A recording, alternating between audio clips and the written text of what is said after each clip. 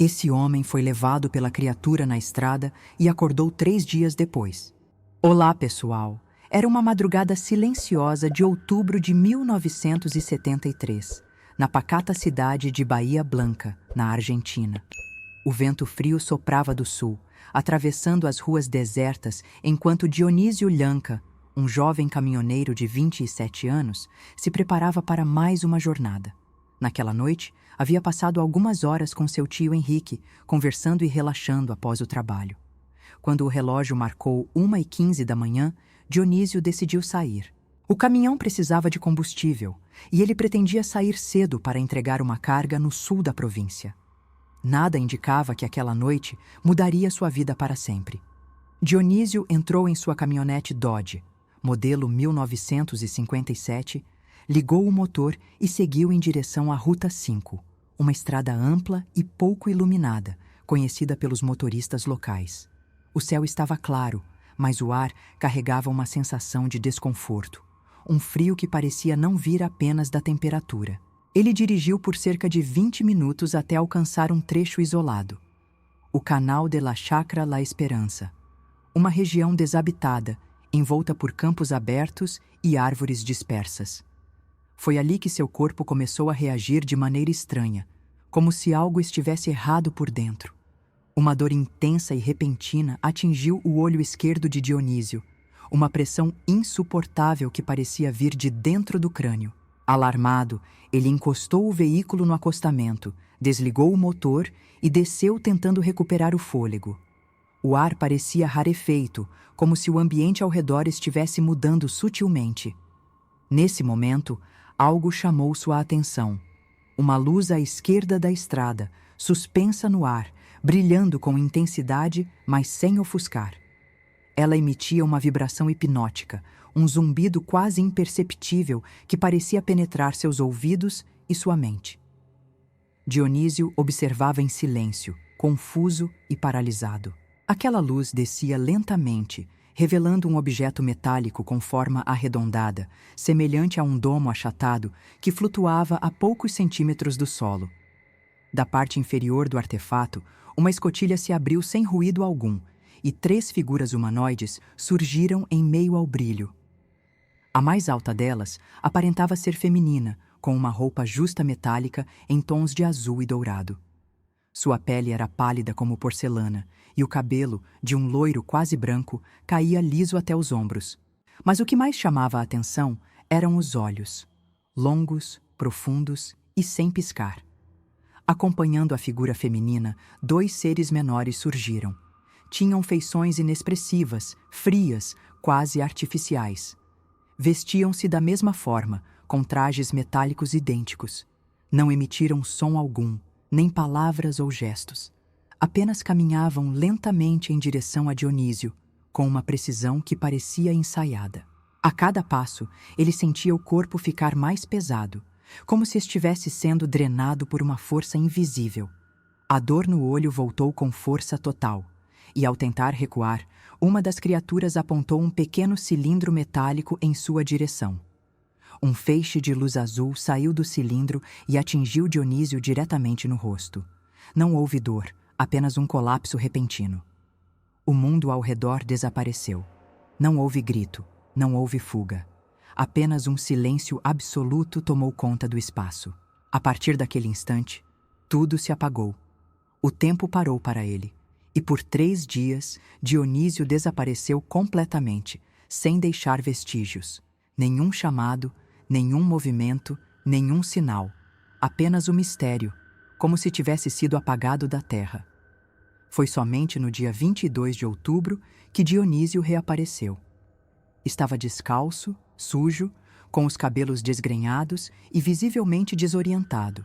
Um operário que passava por uma estrada distante o encontrou sentado próximo a um arbusto, olhando fixamente para o vazio.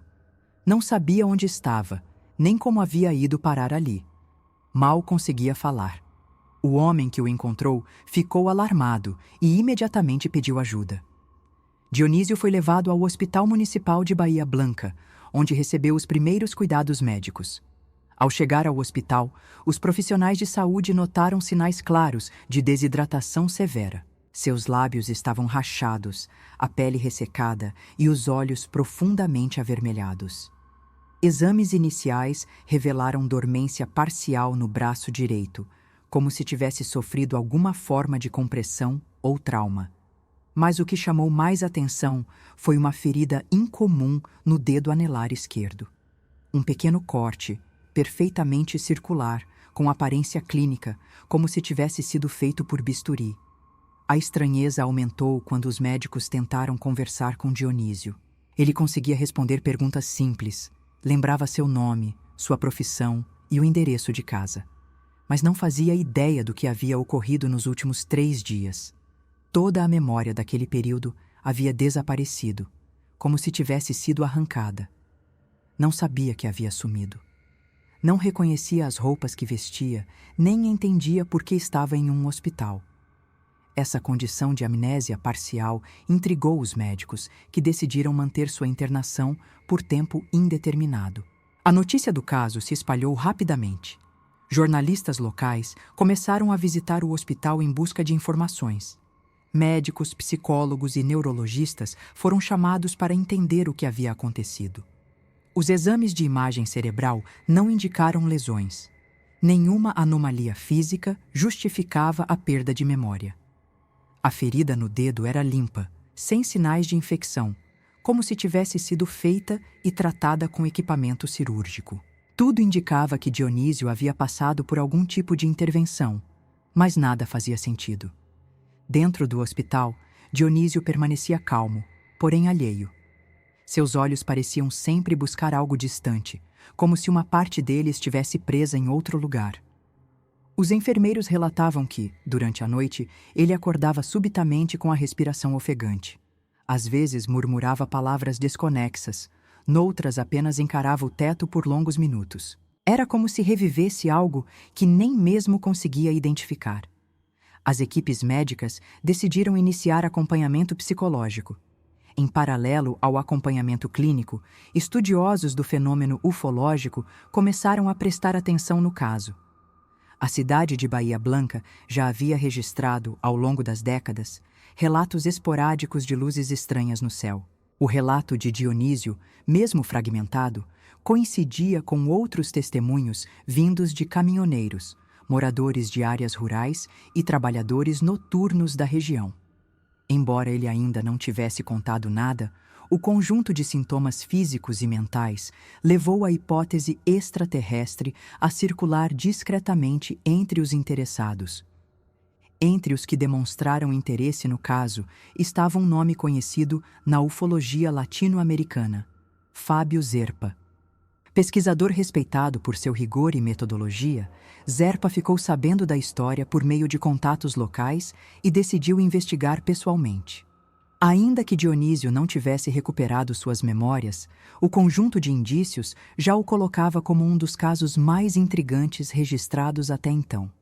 A combinação de ferida clínica, amnésia seletiva e desorientação súbita apontava para algo fora do comum. Zerpa se reuniu com médicos do hospital e obteve autorização para conversar com Dionísio. As primeiras conversas foram curtas, quase protocolares, mas o pesquisador percebeu algo em seu olhar, uma inquietação oculta, um medo sem forma. Dionísio não conseguia explicar, mas havia uma sensação dentro dele, algo que tentava emergir e era reprimido. Zerpa sugeriu sessões de hipnose regressiva, um método controverso, mas que já havia produzido resultados em outros casos semelhantes. A equipe médica aceitou, com supervisão especializada. Mas antes que qualquer sessão fosse iniciada, era preciso estabilizar Dionísio. Sua condição ainda era delicada e os médicos queriam evitar qualquer impacto psicológico que pudesse agravar seu estado. As investigações continuaram, enquanto ele permanecia internado. O caso, até então restrito à cidade, começava a ganhar atenção nacional. Dionísio era, naquele momento, um enigma vivo. Um homem que havia saído para abastecer seu caminhão e acordado 3 dias depois sem lembrar de absolutamente nada.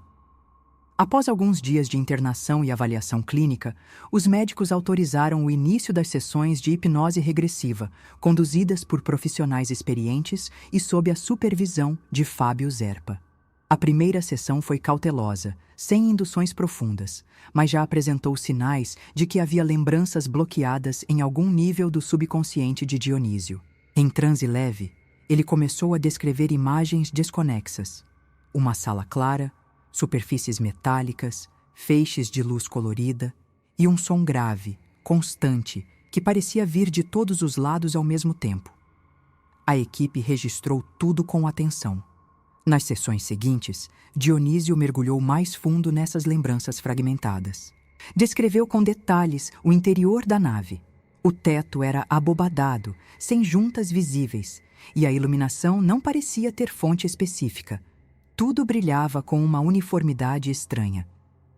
Ele foi colocado sobre uma estrutura semelhante a uma maca, onde luzes circulavam sobre seu corpo, acompanhadas de instrumentos metálicos que se moviam sozinhos. Não havia vozes, mas ele sentia uma comunicação silenciosa, como se pensamentos fossem compartilhados diretamente em sua mente, sem linguagem. Em uma das sessões mais intensas, Dionísio relatou a presença constante da figura feminina, a mesma que havia visto sair da nave. Ela permanecia ao seu lado o tempo todo, sem piscar, observando suas reações com um olhar firme, mas não agressivo.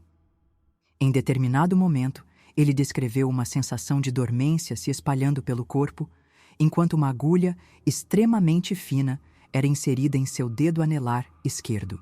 Dionísio sentiu a coleta de sangue como se estivesse consciente, mas incapaz de se mover. Era como se sua consciência estivesse presa dentro de um corpo anestesiado. Ele também contou que, após esse procedimento, foi deixado em uma sala vazia e escura, onde o tempo parecia não passar. Nesse espaço, sua mente começou a falhar. Os pensamentos se misturavam e ele não conseguia mais distinguir realidade de sonho. A última imagem, antes de perder totalmente a consciência, era a do rosto da criatura feminina, cada vez mais próximo, com os olhos fixos nos seus. Após isso, tudo se apagava novamente. Quando voltava do transe, Dionísio chorava silenciosamente, como se revivesse algo traumático, mas ainda indecifrável. Fábio Zerpa documentou cuidadosamente cada sessão, reunindo gravações, transcrições e análises médicas. Publicou relatórios em revistas especializadas e concedeu entrevistas a canais de televisão argentinos. O caso repercutiu, sendo discutido por ufólogos de diferentes países da América Latina. Especialistas que analisaram os relatos de Dionísio notaram uma consistência impressionante com outros casos de abdução registrados em décadas anteriores. Mesmo sem ter acesso prévio a essas informações, Dionísio descrevia cenas e procedimentos com detalhes recorrentes em relatos semelhantes. Médicos e psiquiatras que acompanharam o caso confirmaram que não havia sinais de delírio, esquizofrenia ou qualquer transtorno de personalidade. Dionísio mantinha sua sanidade, com pleno controle da lógica e da memória anterior ao evento.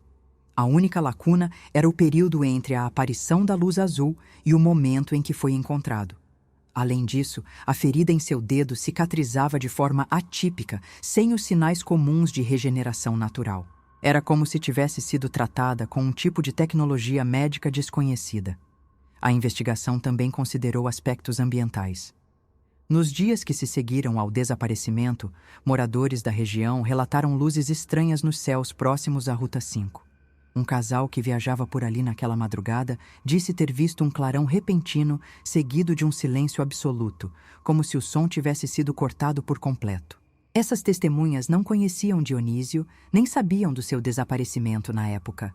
Seus depoimentos foram incluídos no dossiê montado por Zerpa, fortalecendo a hipótese de um fenômeno anômalo real. Com o tempo, Dionísio foi liberado do hospital e retornou à sua casa, mas sua vida nunca mais voltou ao normal. Passou a ter pesadelos recorrentes com olhos fixos e salas metálicas. Também relatava episódios de déjà-vu, como se certos lugares ou rostos lhe parecessem familiares sem explicação. Além disso, notava lapsos de tempo em sua rotina, como se algumas horas simplesmente sumissem de sua percepção. Evitava falar sobre o caso publicamente, mas mantinha contato com Zerpa e outros pesquisadores. Apesar do tempo, Dionísio jamais voltou a dirigir pela estrada onde tudo aconteceu. O trauma, embora invisível, permanecia presente em seus gestos, na maneira como olhava para o céu em noites silenciosas. Zerpa continuou acompanhando o caso por muitos anos, sempre atento a qualquer nova informação. Para ele, aquele encontro foi um dos mais claros indícios de que seres de fora da Terra interagem com humanos, não de forma aleatória, mas com objetivos específicos ainda desconhecidos. O caso Dionísio Lanka segue sendo estudado até hoje, sem uma conclusão definitiva. A história de Dionísio não é apenas mais um relato de abdução. É um registro meticuloso, documentado por especialistas, analisado por médicos e acompanhado de evidências físicas raras nesse tipo de caso. Uma lembrança viva de que o desconhecido pode estar mais próximo do que imaginamos e que, quando nos deparamos com o inexplicável, nem sempre encontramos as respostas, mas encontramos perguntas que nunca mais nos deixam em paz.